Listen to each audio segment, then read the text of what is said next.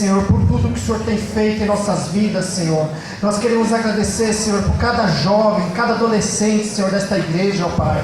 Nós agradecemos, Senhor, que essas vidas, Senhor, continuem, Senhor, nos teus caminhos, Senhor, e podendo levar para outros jovens, Senhor, a tua palavra, ó Pai. Que esses jovens e adolescentes, Senhor, se multipliquem aqui nessa casa, Senhor, que sejam verdadeiros adoradores da palavra de Deus, ó Pai.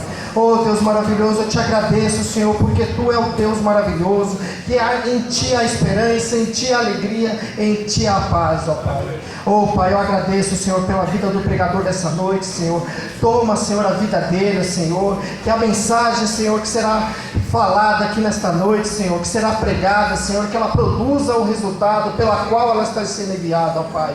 Abençoa a vida do Alan, Senhor, que está à frente desse projeto, dos jovens, ó Pai. Sê com ele, ó Pai. Sustenta a vida dele, Senhor, em todos os sentidos. Essa é a oração que eu faço e te agradeço. Amém.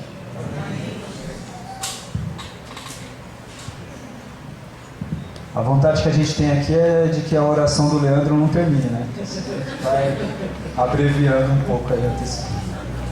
Bem, queridos, graça e a paz do Senhor Jesus, amém? Amém. O Denis se apresentou aqui como mais sério, eu vou ter que me apresentar como mais bagunceiro, então. Mas glória a Deus. Esse daqui é o terceiro congresso que eu tenho a oportunidade de participar, pregando. Eu me lembro do primeiro, que foi quando a camiseta era amarela, e naquela época eu não era dessa igreja, eu era de uma outra igreja. E eu lembro que o pastor Vantuil, depois do culto, me chamou lá fora e falou algumas coisas para mim, pertinentes ao futuro, as quais algumas já aconteceram e outras a gente aguarda no Senhor. E todos os congressos que teve eu lembro disso. Quero pedir para você ir comigo lá em Atos. O pastor estava falando da arte moderna aí na parede. Isso daí dá um trabalho, queridos, que eu cheguei aqui, acho que foi na quinta-feira, depois do seminário, eu dei um pulo aqui para ajudar as meninas e estava faltando só aquele letreiro lá em cima lá. Eu já estava quase mudando o tema para ID, para ficar mais fácil. Porque eu vou te falar, viu? O Ulisses tem que tomar cuidado aí, porque a Clélia tem uma vocação para subir o Everest, viu? Porque ela vai lá em cima, lá. Não é fácil. Vamos fazer uma leitura aqui em Atos capítulo de número 2.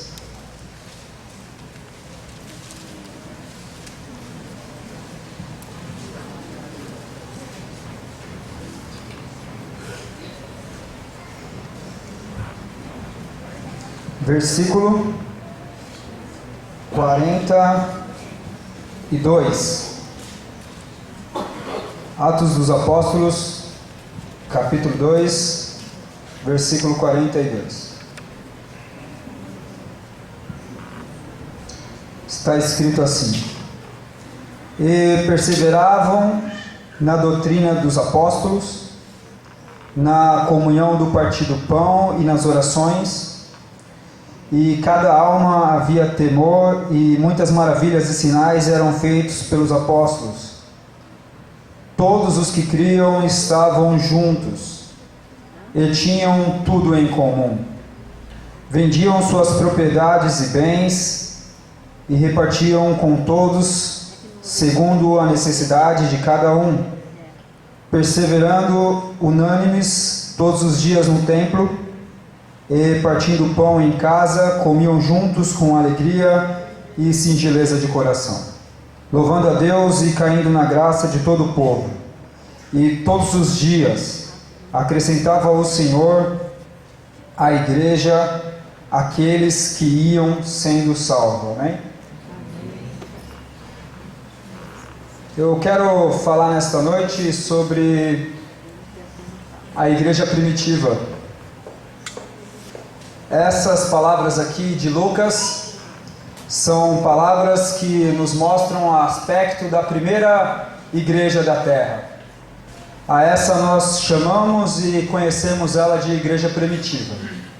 É bem verdade que alguns por aí, por amarem mais a denominação do que a Cristo, querem nominar esta igreja que nós vemos aqui de batista, metodista, Assembleia de Deus e outras coisas mais, mas nós sabemos que esta igreja aqui que nós lemos, ela não tem um nome, ela não tem uma placa. Da mesma forma, a Igreja Universal, aquela a qual Jesus comprou e resgatou, também não tem um nome. O corpo de Cristo não se chama Assembleia de Deus, a sua noiva não se chama Congregação Cristã, e muito menos Apostólica Romana. A Igreja Universal pela qual Jesus morreu, ela se assemelha um pouco com a igreja primitiva, porque ela também não tinha um nome. Todas as igrejas que eu citei aqui, na verdade essas igrejas fazem parte da cristandade. A cristandade não é o conjunto de todos os cristãos. A cristandade, na verdade, ela é o conjunto de todos os cristãos, mas dentre eles estão tantos os falsos como o verdadeiro. Já a Igreja Universal, ela não é esse conjunto, ela é o subconjunto, ela é apenas os salvos. Nós vamos ver aqui em Atos dos Apóstolos a igreja primitiva com algumas características as quais servem de modelo para nós hoje. Podemos destacar aqui diversas características, mas eu quero me conter em apenas duas. Nós vamos ver que a igreja primitiva é uma igreja onde os crentes estavam sempre juntos para servir. É bom ver a igreja primitiva aqui de Atos. De Coríntios já é um tanto complicado, porque nós sabemos que já havia alguns pecados dos quais Paulo estava tentando corrigir. Mas aqui de Atos parece ser mesmo uma igreja modelo para nós nos dias de hoje. Lucas é quem escreve Atos dos Apóstolos, e Lucas ele não é só um escritor, ele é um historiador e médico. Ele escreve a Teófilo, ou amigo de Deus. Pode ser um pseudonome, como nós estudamos aqui na escola dominical alguns dias atrás, como pode também se tratar de alguém muito importante do exército romano. E de um lado então nós temos um médico, de outro lado alguém muito importante do exército romano. Eu não sei porque ainda nos dias de hoje algumas pessoas pensam que o evangelho destina-se especialmente àquelas pessoas arruinadas financeiramente, aquelas pessoas sem cultura, sem posição social, viciados, desprezados, enfermos e flechados por outras situações. Nós temos de um lado uma pessoa que é um médico, do outro lado talvez um soldado da alta patente romana, alguém com poder aquisitivo de falar para Lucas: olha, para um pouco aí a sua função como médico, que eu vou investir em uma pesquisa, eu quero saber quais são os últimos acontecimentos. Então é esse aqui o contexto da igreja primitiva, a igreja dos nossos primeiros irmãos, a igreja dos apóstolos. Essa igreja, queridos, se nós formos olharmos direito, a gente vai perceber que parece que ela deixou de existir. A ideia que nós temos quando nós fizemos a leitura desses versículos aqui, eu não sei se você tem a mesma impressão que eu, mas parece que o que nós lemos ali não existe mais. Eu ouvi alguns pregadores dizerem que a igreja primitiva aqui de Atos 2 foi a igreja que Jesus Cristo sonhou na cruz. Se isso for verdade, eu queria te perguntar: o que nós fizemos do sonho de Jesus? O texto diz que todos os que criam estavam juntos e tinham tudo em comum. Eu não fui pesquisar a origem da palavra comunidade, mas se me perguntasse, eu diria que a palavra comunidade se originou aqui, na igreja primitiva de Atos dos Apóstolos. Comunidade é a união, a unidade de pessoas que têm algo em comum. Lucas diz que eles tinham tudo em comum. Mas tudo é muita coisa, abrange muitos aspectos. Dentro desse tudo, Lucas deixa um dos aspectos aqui. Ele diz que todos os que criam, um dos aspectos desse tudo era a fé. Todos os que criam estavam juntos. Sabe o que aumenta a nossa comunhão como igreja e até mesmo a nossa comunhão no convívio social entre alguns amigos? São justamente aquilo que nós temos em comum. Não aquilo que nós temos em comum, o supérfluo, mas aqueles valores que temos em comum. Lucas diz que todos os que criam estavam juntos e tinham tudo em comum. O que faziam com que eles ficavam juntos eram que eles tinham uma fé comum. Todos criam nas mesmas coisas. É por isso que às vezes eu não consigo entender como que uma pessoa dentro da igreja consegue ter comunhão com uma outra pessoa que não faz parte deste ambiente. Veja bem, eu não estou dizendo que eu não consigo entender a amizade, é claro que eu consigo. Eu não consigo entender como pode ter comunhão. Porque se você tem uma comunhão com uma pessoa, se você jovem consegue ter comunhão com um outro jovem que não é cristão, significa que você e ele têm muitas coisas em comum. E não há possibilidade de um servo de Jesus Cristo ter os mesmos valores comuns que tem uma pessoa que está do lado de fora. Não há como essa comunhão acontecer. Se essa comunhão existe mesmo, ou seja, se é além da amizade, existe uma comunhão mesmo, nós podemos chegar a duas conclusões. Ou essa pessoa a qual é seu amigo, a qual é sua amiga, que você tem muita comunhão, ou ela é um servo de Jesus Cristo, é uma pessoa salva, porém você ainda não sabe, ou ela não é salva, ela não tem valores comuns ao Evangelho, porém você ainda não sabe que você é como ela. As perguntas que Paulo fala em 2 Coríntios 6 são perguntas que nós conhecemos como retóricas, que são perguntas que não exigem uma resposta por se tratar dessa resposta uma resposta óbvia. Queridos, eu estou falando aqui que a comunhão de Atos que nós lemos aqui era uma comunhão entre santos. Esse estar sempre juntos não é estar sempre juntos com as pessoas do lado de fora, é estar sempre juntos com aqueles que são remidos por Jesus Cristo. Paulo diz: que sociedade pode haver entre a justiça e a iniquidade?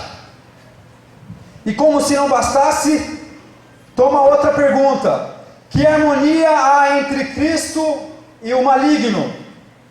Depois ele ainda diz: que comunhão? Comunhão aqui é a mesma palavra que aparece lá em Atos que nós lemos, koinonia. Que comunhão pode haver entre o crente e o incrédulo? Que ligação há entre o santuário de Deus e os ídolos?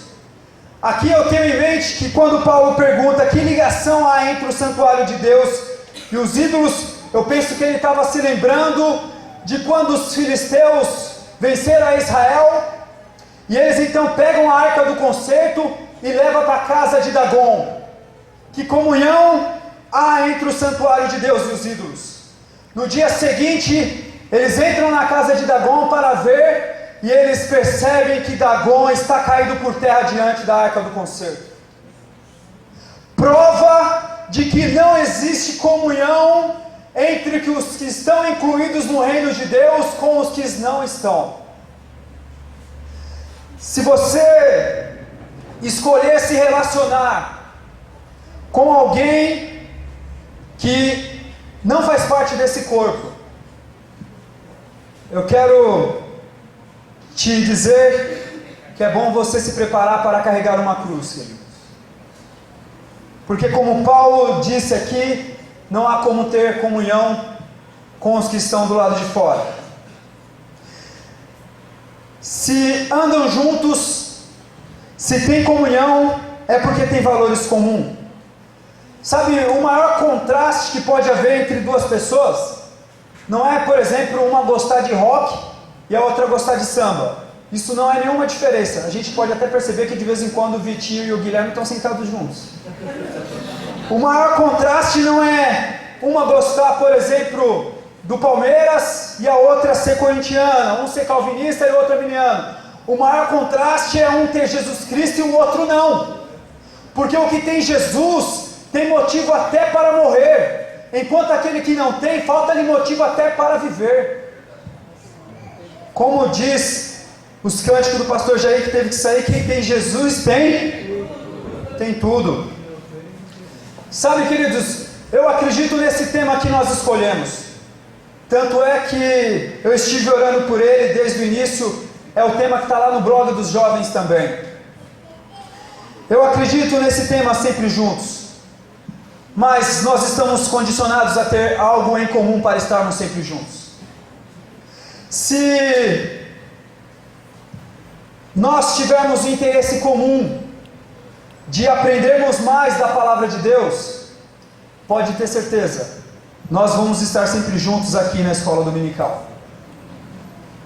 Se nós tivermos o interesse comum de buscarmos a Deus em oração, pode ter certeza, nós vamos estar juntos aqui no culto de oração. Se nós, jovens aqui, adolescentes, temos o interesse de sermos uma força para esta igreja aqui, sermos jovens, crentes toda a vida, crentes para evangelizar esse mundo que está lá fora, pode ter certeza, nós vamos se encontrar juntos aqui, buscando ao Senhor Jesus. Se nós tivermos valores comuns, nós vamos se juntar por conta desses valores. Eu acredito nos temas sempre juntos para servir, mas só vai ser possível estarmos sempre juntos quando servir for o interesse comum de todos, for a missão comum, for o objetivo, for o alvo, for o empenho da sua vida. É isso que fará que nós estejamos sempre juntos. O verso de número 44, para eu falar um pouco de serviço, diz que eles vendiam suas propriedades bem e os repartiam por todos, segundo a necessidade de cada um. Aqui está uma evidência da palavra comunhão. Estar juntos em volta de uma fogueira, igual a gente já fez aqui, os adolescentes fizeram esse ano, super legal. Estar juntos em volta de uma fogueira, queridos, não é ter comunhão. Estar juntos aqui dentro dessas quatro paredes não é ter comunhão. Comunhão não é um ajuntamento de pessoas. Comunhão acontece quando estamos juntos, não só para darmos a mão, mas para estendermos a mão. Comunhão é prestar atenção no outro, é se preocupar com o próximo que está ao seu lado. Comunhão é partilha.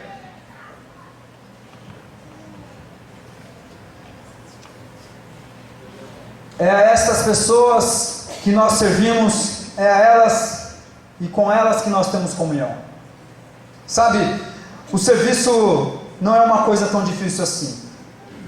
Você não precisa cursar 4 anos de teologia para servir ao próximo. Você não precisa ter anos e anos de crente para poder servir ao próximo. É possível servir ao próximo de maneiras simples, de maneiras de que a outra pessoa não precise ver que você está servindo. É possível servir o próximo mesmo quando não se conhece o próximo. Nós podemos ver na história do bom samaritano que aquele próximo não era o seu amigo. Qualquer um aqui tem condições de, com um simples gesto, servir ao próximo. Tem uma história de Gandhi, de que ele correu para apanhar um trem que já tinha partido da estação, e quando ele pulou para dentro do trem, um de seus sapatos se enroscou e caiu para fora. Ele rapidamente tratou de tirar o outro pé e arremessou para fora. Servir ao próximo de maneira simples, sem precisar de holofortes ou de aplausos.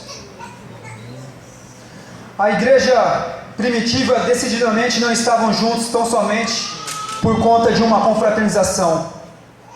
Não. Eles não estavam juntos simplesmente para ouvirem, quem sabe ali, os últimos acontecimentos de Jerusalém. Eles não estavam juntos para rever amigos. Eles estavam juntos para servir ao próximo. Porque eles entendiam algo que falta para nós entendermos. Eles entendiam que servir o próximo significava servir a Deus. É esse o conceito do verdadeiro serviço conforme a graça. A graça de Deus é a relação para além de todo o princípio de retribuição, querido. Sabe? Servir sem esperar nada em troca. Esse é o serviço que Jesus Cristo nos ensina. Esse é o serviço que o Evangelho nos mostra. Se o seu conceito de serviço é o conceito que espera uma recompensa, que ao fazer um favor você espera que esse favor lá na frente volte para você, o seu conceito de serviço não é o da graça. Para falar a verdade, isso daí para mim não é nem serviço, é investimento. Porque se espera um retorno, não é serviço. Se você ajuda alguém, se você serve no ministério, é importante lembrarmos que a palavra ministério significa serviço. Então você que tem um ministério, começa a se identificar com o que eu estou falando. Se você serve aqui na igreja esperando um agradecimento, se você serve esperando um reconhecimento, um outro favor, respeito, reverência, tapete vermelho, saiba que você não está servindo. Você está esperando volta. Serviço não espera volta. Servir não é investimento. Deus nos ensina não a investir, mas a se doar. Todas as ações, doações, serviços prestados ao reino de Deus, não é investir, é ofertar. Se você espera o retorno do homem, você está sendo injusto com ele, porque ele é limitado. Você tem que fazer como quem faz para Deus. Dar esperando ter de volta, dar esperando receber em troca, não é dar, é negociar. No Evangelho, servir é a relação de ajuda que transcende qualquer retribuição, qualquer conceito de justiça retributiva. Algumas pessoas às vezes servem o outro assim: ajudou alguém que estava enfermo, depois essa pessoa se recupera, e um dia essa pessoa que se recuperou pisa na bola com você que ajudou ela naquele momento difícil, e aí você fala para ela assim: é assim que você me retribui por tudo que eu fiz? Querido, você não serviu, você investiu na vida dela. É a relação do crédito e do débito. Às vezes a pessoa ajuda com algum dinheiro em casa, sei lá, coloca lá R$100 para os pais, e depois chega lá e fala: foi com isso que você gastou R$100 com chocolate? Querido, o que você fez foi por R$100 querer assumir o controle da vida dos seus pais. Essa não é uma relação de serviço. Se você espera algo que volte para você no futuro, isso não é serviço, isso é investimento. O Evangelho nos ensina a servir. É por isso que existem muitas pessoas que estão frustradas em seus ministérios, em seus serviços. Ficaram frustradas, se decepcionaram, não querem mais fazer parte, porque viram que não voltou nada positivo para elas. Viram que não teve nada de volta. Não recebeu um tapinha nas costas do pastor. Não falou, nossa, como você foi tremendo nesse seu ministério. E aí por conta disso, essas pessoas se decepcionaram. Eu ouvi uma vez um testemunho do missionário Josué Iron, um recente de alguns 4, 5 anos atrás, de que ele fez uma grande cruzada evangelística na Índia, e ele conta que foi tremendo, milhares de almas aceitaram Jesus, e ele saiu daquele lugar ameaçado por terroristas, foi direto para o aeroporto, e quando ele estava no aeroporto, no seu momento de fraqueza, ele disse para ele mesmo, nossa, Josué Iron, como você foi tremendo, você viu o que você fez? Você viu quantas almas você ganhou? Você viu o que aconteceu lá? Quantas pessoas foram curadas? E ele disse que naquele momento, Deus falou no coração dele, Josué Iron, segue sendo servo inútil e pronto. Queridos, quando nós exercemos um ministério, nós temos que estar vazios de qualquer expectativa de retribuição. Se você está entrando para o ministério pensando no retorno que vai haver lá na frente, você vai ficar frustrado. Muitas pessoas não estão motivadas a servir a outras pessoas, porque já perceberam que quando ela ajuda essa outra pessoa, na verdade, em vez de receber uma recompensa, acaba recebendo uma situação de ingratidão. E essas pessoas, por não terem de volta aquilo que elas fizeram a outro, deixaram de servir. Deixaram de servir porque perceberam que a pessoa a qual ela serviu era uma pessoa limitada, era uma pessoa finita. Mas eu quero te dizer nessa noite, que você possa receber ânimo para servir novamente, que você não está servindo só um ser finito, você está servindo a um outro que é eterno.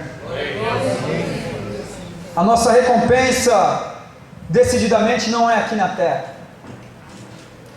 Tanto é que a Bíblia está farta de textos que diz que o nosso galadão será entregue lá no céu. Muito cuidado se você está com muita ansiedade de ser reconhecido. Pode ser que Deus contribua para isso, te leve para lá e te dê o seu galadão. Você vai ser reconhecido de uma maneira bem breve.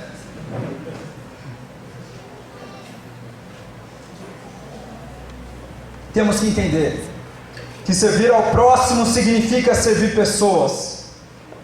Servir ao próximo significa a servir a Deus. Em Mateus 25, Jesus diz assim: porque tive fome e me deste de comer, tive sede e me deste de beber, era forasteiro e me hospedastes, estava nu e me vestiste, enfermo e me visitastes, preso e foste ver-me. Então perguntaram os justos: Senhor, quando foi que te vimos com fome e te demos de comer? Ou quando foi que te vimos com sede e te demos de beber? E quando te vimos forasteiros e te hospedamos, ou nu e te vestimos? E quando te vimos enfermo ou preso e te fomos visitar? Jesus respondeu: quando fizeste a um desses pequeninos, a mim me fizeste.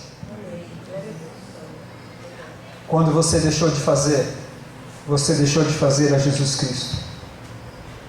Lucas diz que eles vendiam suas propriedades e bens e repartiam por todos.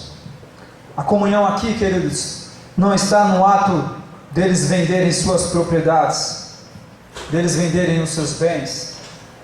A comunhão aqui está no ato de eles repartirem, de eles dividirem o que eles tinham com aqueles que eles não tinham. Quando Lucas registra esse fenômeno do amor aqui, do amor ao próximo, Não quero pegar esse versículo e falar que você tem que vender a sua propriedade. Havia um outro contexto aqui. Mas eu acho que a menor lição que nós podemos tirar desse texto aqui é um pouco do desapego aos bens e apego às pessoas. Amém? Amém. Um pouco do desapego aos bens e apego às pessoas. Vendiam suas propriedades e repartiam com os que não tinham. Eu tenho certeza que, por mais difícil que esteja passando a situação de alguém aqui, eu tenho certeza que mesmo assim, ela tem alguma coisa para dividir com alguém aqui que precisa. Conta-se a história do general Lafayette, um homem que ajudou os Estados Unidos na Guerra Revolucionária dos Estados Unidos, na Guerra da Independência, aquela guerra do filme O Patriota. E ele era um homem de muitas propriedades, um fazendeiro. Eu já estou para encerrar, tá bom? E houve uma época em que a colheita de 1782 tinha ruído e as pessoas começaram a passar necessidades. E ele era um fazendeiro e ele tinha sobre o comando, ele era um marquês, um general, estava envolvido em outras coisas, e ele tinha ao comando de sua fazenda um gerente ali de negócios, alguém muito inteligente. E essa pessoa escreveu para ele uma carta dizendo para ele que a safra de 82 tinha ruído e que o preço do trigo, por conta da colheita ter se perdido, tinha elevado, o preço estava lá em cima. E ele escrevia na carta: olha, mas fique tranquilo, eu já esperava essa tragédia, e os nossos celeiros estão cheios de trigo, e este é o momento de vendermos. E Lafayette fez uma outra carta e mandou para ele, e ele dizia na carta: estou preocupado com os camponeses, esse vai ser o momento de darmos. Assim era a igreja primitiva, queridos. Eles estavam juntos para servir ao próximo. Eles estavam realmente vivendo em comunidade. Quando eu leio Atos aqui, capítulo 2, onde nós lemos, eu lembro-me da oração de Jesus Cristo, em João 17:11, quando ele diz: eu já não estou mais no mundo, mas eles estão no mundo. Eu vou para ti, Pai. Guarda-os em teu nome, aqueles que me deste, para que eles sejam um. Eu penso que a oração de Jesus Cristo estava se cumprindo aqui. Hoje, viver em comunidade se tornou muito difícil. Nós temos, as pessoas estão, parece que programadas para serem individualistas. Se a gente vai entrar no elevador e a gente vê que está chegando uma outra pessoa atrás, a gente vai logo apertando o andar para subir sozinho. Aí depois, com peso na consciência, quando o elevador abre, aperta o T para o elevador descer. O individualismo que estamos vivendo hoje é a falta de comunhão, é a comunidade que deixou de existir, é a falta de amor ao próximo, é uma questão de ego, superego. Algumas pessoas amam tanto a si mesmas que eu penso às vezes que se elas pudessem se possuir, elas não seriam de ninguém, de tanto amor a si mesmo. Se nós formos estudar, por exemplo, as tradições hindu, as religiões hindu, nós temos lá, por exemplo, a disciplina yoga, que é uma disciplina que ensina o autoconhecimento. Se formos estudarmos o islamismo, tem uma divisão lá meio mística do Islã, que é o sufismo, que também está lá para pregar o autoconhecimento. E o perigo do autoconhecimento é que ele gera uma autossuficiência. A pessoa torna-se independente, deixa de depender do próximo e deixa de depender também de Deus. Mas se nós formos para o Evangelho, nós vemos que não somos instruídos a conhecer mais a nós mesmos, mas somos instruídos a conhecer mais a Deus. Porque quando conhecemos a Deus, automaticamente também passamos a conhecer o próximo, porque o próximo é a imagem de Deus. Sabe, nós temos que se despir de conhecermos a nós mesmos, a não ser quando temos que conhecer as nossas fraquezas, porque conhecer as suas aptidões, os seus recursos, os seus dons, não o torna forte, pelo contrário, o torna orgulhoso.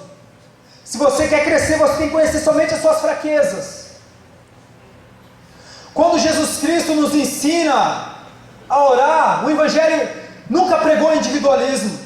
Algumas pessoas falaram, mas Jesus Cristo diz que quando formos orarmos, que era para entrarmos no nosso quarto e fecharmos a nossa porta. Aquilo não é individualismo, aquilo é solitude. Momentos a sós com Deus.